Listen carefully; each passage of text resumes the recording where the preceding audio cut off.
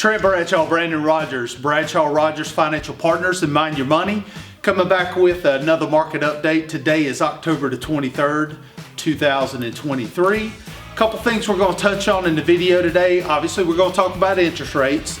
Let's talk a little bit about housing too and how important that is to the economy. And then we'll look at the overall portfolio. We've talked about buffers before, but we're going to explain why they're even more important now.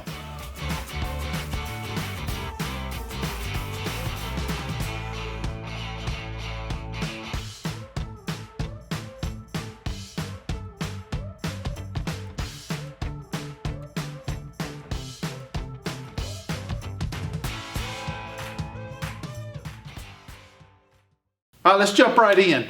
When we look at the overall interest rate environment, Brandon, when we evaluate what's going on with the Fed and what they're doing with interest rates, you know, statistically, we've mentioned it on previous videos that we could have anywhere from probably another quarter-point increase, or the Fed will just hold at this point. They're giving us hints of that.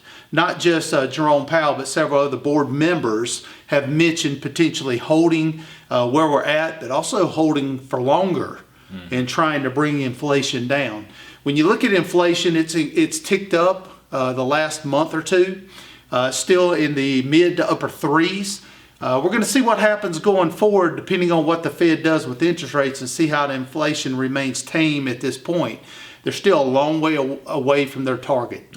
In addition to that, it looks like the market's interpreting maybe higher interest rates over and above where we're at because it's adjusting upwards. To give you an example, you look at mortgage rates right now, the 30-year mortgage rate, fixed rate loan just went above 8%.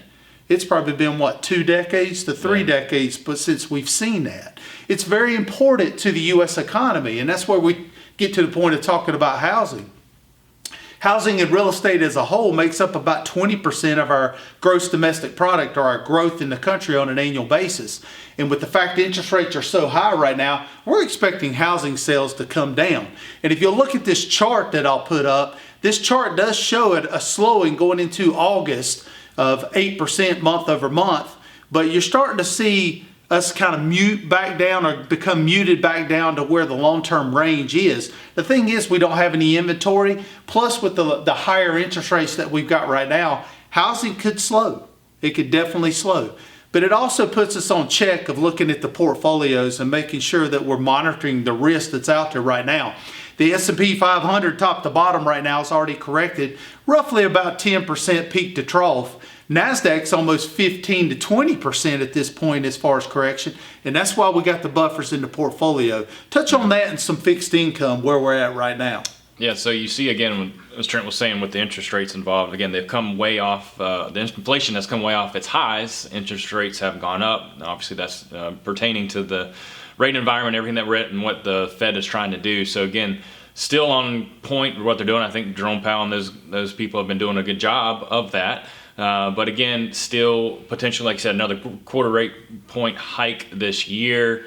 Maybe if we go into next year, we got an election that's coming as well. Are they going to do rate cuts? So again, these are all the question marks out there that we're still watching. So with all that uncertainty, that is why, you know, we still continue to have these buffered type positions inside the portfolios. And again, they just act as shock absorbers when things go south in the market, right? It won't protect you 100% from a fall, but it will mute it, right?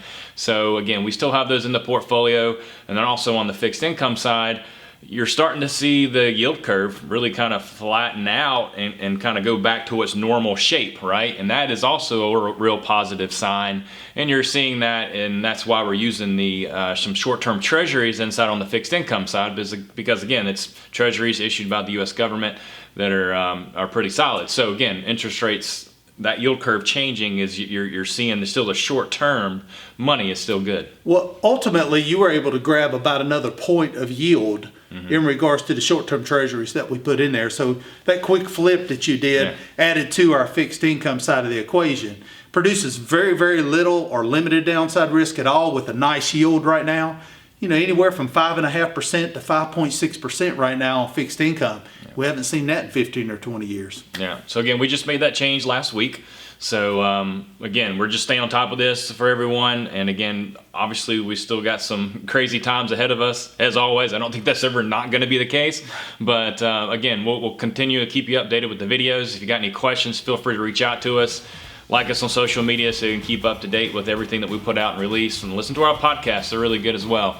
So again, thank you for joining us today. It's Brandon Rogers and Trent Bradshaw with Bradshaw Financial Partners. And mind your money. Take care.